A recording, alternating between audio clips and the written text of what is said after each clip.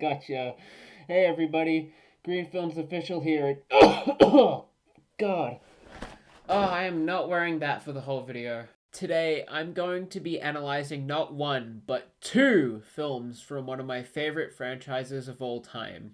The original Godzilla was released on the 3rd of November in 1954 and was directed by Ishiro Honda.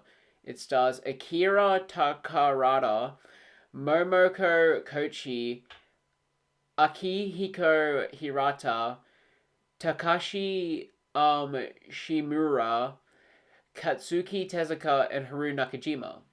Shin Godzilla was released on the 13th of October 2016 and was directed by Hideaki Anno, the creator of the popular anime series Neon Genesis Evangelion, and Shinji Higuchi. It stars Hiroku Hasegawa, Satomi Ishihara, Ren Osugi, Mikako Ishikawa, and Mansei Nomura. Now, the reason why I'm covering both movies in this video instead of just one or the other is because, well, A, I love both movies so much that that's an incredibly difficult decision, and B, I believe that they both do similar things really well and serve as great companion pieces. So how this video is going to be structured, I'm going to be assessing things that I believe the 1954 film does well individually, things that Shin Godzilla does well individually, and then talking about things they both do incredibly well. So without further ado, let's get into the analysis. Something quite compelling about the original 1954 film is that it raises several moral questions, usually relating to the theme of destruction and whether or not any benefit can be gained from it. Kyohei Yamane is a scientific professor who wants to keep Godzilla alive to research him because he believes his discoveries will benefit the scientific world and provide the answers to questions humans have had about dinosaurs for decades. This raises moral questions about whether or not research like this is truly ethical, as whilst he is right that his discoveries would be groundbreaking no matter what they could be, in order to conduct this research, several people would have to die, as Godzilla would undoubtedly still go on rampages. The oxygen destroyer also raises several moral questions. Serizawa is so sure that the oxygen destroyer could and would be mass-produced and used to cause mass destruction and death in future wars, to the point that he destroys all of his notes, documents, and blueprints of it so that it can never be reproduced. He believes that at this point it doesn't matter that it has the potential to be used for good, ethical purposes, because history has shown that devices such as these almost always end up in the hands of the wrong people. The man is basically just the Japanese J. Robert Oppenheimer if the latter had found a way to keep nukes from ever being reproduced. And speaking of nukes, while Godzilla is the film's primary allegory for the atomic bomb, the oxygen destroyer is, in a way, another allegory for the atomic bomb, as both are weapons that cause mass destruction and death and could put the world into jeopardy if put into the wrong hands. It is ultimately a very difficult choice for Serizawa to finally use it, and he ultimately only does so to save his fellow humans. In a similar way, it would have been a difficult choice to drop the atomic bombs on Japan. He ultimately only agrees to use it when he sees just how dire Japan's situation is. The film also has a rather bittersweet ending, as while Godzilla is defeated, Serizawa kills himself so that the government can't force him to make another oxygen destroyer. It's a lot more thought-provoking than a stereotypical happy ending, and it fits the movie a lot more. Moving on to some of the things that Shin Godzilla does well, separate from the original 1954 film. I really want to point out that this is actually a pretty interesting take on the franchise, as it's like this political thriller, sort of like the original 54 film meets that movie 13 Days. I don't know if any of you guys have heard of it, but yeah, it's basically about JFK trying to control the Cuban Missile Crisis. Anyways, similarly to Yoshimitsu Banno's Godzilla vs. Hedorah, the film touches on pollution and the damaging effects of it. If you think about it, Godzilla in this movie is basically a cool hybrid of Godzilla from the original film and Hedorah. Godzilla's origin in this movie is that he's been around for decades and became mutated by feeding on nuclear waste dumped in Tokyo Bay around the 50s. Also, Godzilla goes through many different evolutions and at least partially represents pollution. So I feel like that there was definitely some inspiration taken from Hedorah for Godzilla in this film. The reason that Godzilla represents a further mutated version of the Godzilla we've come to know and love over the years is because, in a way, that's exactly what he is. Godzilla's design and abilities aren't just the way they are because the directors felt like trying something different for the heck of it. They reinforce the movie's purpose. Satire is often used as a means to critique the Japanese government in this film. For example, the characters finish a meeting in one room and then move into another room to have another meeting for comedic effect. And honestly, it's probably the funniest recurring joke in the whole movie. Due to a lack of knowledge, the Prime Minister unknowingly spreads false information to keep the public at ease, only to immediately be proven wrong. The government's lack of action in time results in Godzilla coming up on land, killing people and causing loads of property damage. There's even a darkly comedic scene in which Godzilla is only in his third form, so the military could kill him right then and there, even with their minimal firepower. But instead, they spend several minutes trying to obtain permission to open fire through several different people, and then finally, after they're granted permission, they decide not to in the end because a couple of citizens would get caught in the crossfire. Godzilla then runs through a building, causing much more property damage and much more death later along the line after he evolves into his fourth form. The movie also touches on Japan's relationship with America. It shows how sometimes the American government can act for themselves rather than what is truly good, and are also quick to jump to quick, radical, and even dangerous solutions, such as nuking Japan for a third time in order to kill Godzilla. It's as the character of Hiromi Ogashira says, "Man is more frightening than Gojira."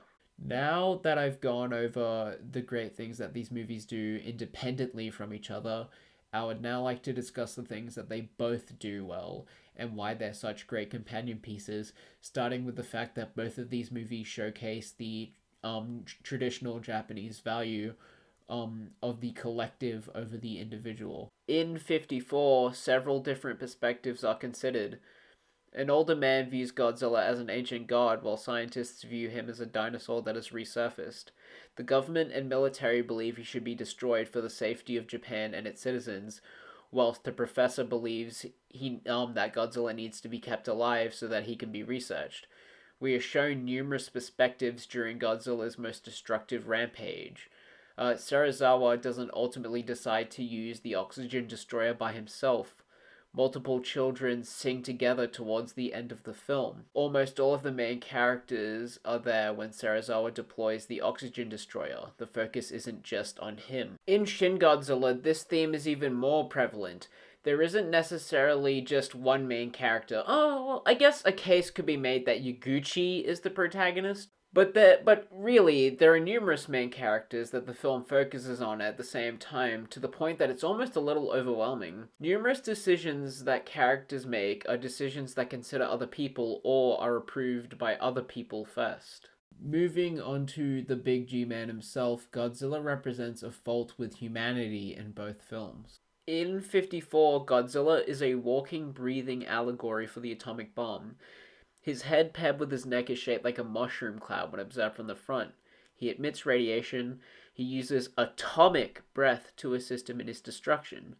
The destruction, death, and injury he causes is comparable to the damage done to Hiroshima and Nagasaki. Even the aftermath of his longest and most violent rampage resembles the aftermath of those bombings.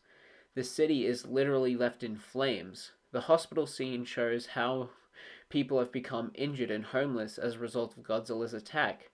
Many people experience the same in real life after the bombings. In Shin, there is commentary about how poorly the Japanese government handled the Fukushima Daiichi nuclear disaster and the 2011 Tohoku earthquake and tsunami. Certain imagery during and after Godzilla's first rampage greatly resembles real photos of the 2011 Tohoku earthquake and tsunami. The fact that Godzilla gradually evolves throughout the film is representative of a problem that becomes worse and worse and worse the longer the Japanese government doesn't do anything about it. Starting off as a relatively small creature that doesn't do large scale destruction and mostly just chills in the water, to a massive, powerful, seemingly indestructible beast of doom that could annihilate an entire city in mere minutes. I believe that the goofy appearances of his previous forms, intentional or not, make his fourth form that much more impactful. Again, the evolution aspect of the film wasn't just implemented because the directors felt like trying something different for the heck of it. Something the Netflix series Godzilla Singular Point didn't seem to understand when it copied it. In both movies, the fact that the military frequently tries to stop him despite bullets and missiles repeatedly being proven to be ineffective and that they'll have to use more unconventional methods to bring him down highlights the arrogance of those in power who believe they can easily solve a problem that they do not fully understand. It is also worth mentioning that in both films, Godzilla isn't just a living allegory. He is also portrayed like an actual creature in some scenes to represent him as a powerful force of nature that cannot be tamed or controlled, a theme carried over to further entries, even films where he is portrayed in a positive light, such as Godzilla 2014. This theme is so powerful that numerous other filmmakers to this day have implemented it into their own work. We can see this most recently in Jordan Peele's Nope. Now I think it's time to discuss the endings of both films, and more importantly, the tough but integral questions they pose. Godzilla 1954 poses the question, will disasters in the present make those in power learn and be better, or is history doomed to repeat itself? Whilst Shin Godzilla questions, will the government learn to act faster from this event, or will countless lives continue to be lost due to the government's lack of quick thinking and efficiency? I think both are really compelling and important questions that we should be asking in today's social and political environment, and I'm glad that these films raise them. Overall, both films are shining examples of why monster movies can be extremely valuable if they're done right. It's easy to write off all monster movies as this cheesy schlock, because to be fair, there are a lot of them that match that description. But it's also important to acknowledge great monster movies that actually have purpose for their achievements. The best monster movies show us that it's not just about the monster, although monsters can be cool on their own, but what the monster represents. Godzilla, at least in these movies, doesn't just exist so the audience can go, "Whoa, look how cool that monster is!" He exists to make a statement about real socio-political issues negatively impacting Japan and the world as a whole, and what the future is likely to look like if these issues aren't addressed. The fact that he's a dope monster who's fun to watch without that fact is essential too, and there's nothing inherently wrong with a monster movie that just seeks out to be good old-fashioned dumb fun. However, truly great monster movies have more to offer than that. Both of these films are fantastic companion pieces and nothing short of essential viewing for anyone interested in Asian cinema, and honestly, just cinema in general. They are riveting, honest, intelligent, raw, and ripe with purpose and meaning. Praise be to the King of the Monsters. Anyways, I hope you enjoyed my analysis of these two fantastic movies. If you did, please like and subscribe if you haven't already. Your support really helps out. And also, please leave a comment. I really like it when you guys engage with my videos. I have some more exciting stuff coming out this month. I'm going to be reviewing season 6 of Rick and Morty at some point, so I look forward to that, and I have a very special video coming out on Christmas Eve, so look forward to that as well. Anyways, you've been awesome, thank you for watching, see you later, bye!